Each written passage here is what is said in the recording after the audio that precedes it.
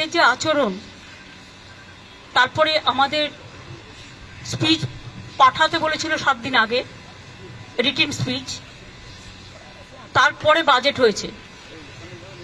বাজেটেও যেভাবে বাংলা সহ opposition স্টেটগুলোকে total বঞ্চনা করা হয়েছে, বিমাতৃসুলভ আচরণ করা হয়েছে, তার জন্য আমরা এই ডিসক্রিমিনেশনটা, এই পলিটিক্যাল বায়াসনেসটা মেনে নিতে পারছি না।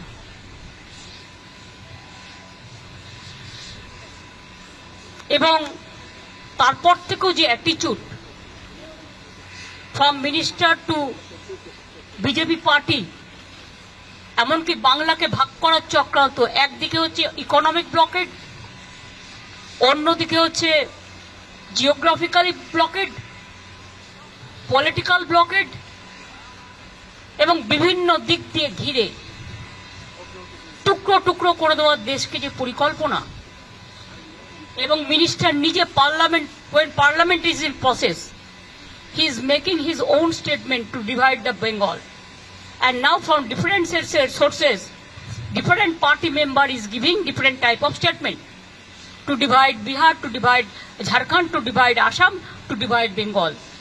We strongly condemn this attitude. Divide Bengal, to divide Bengal means divide our country India. We don't support this.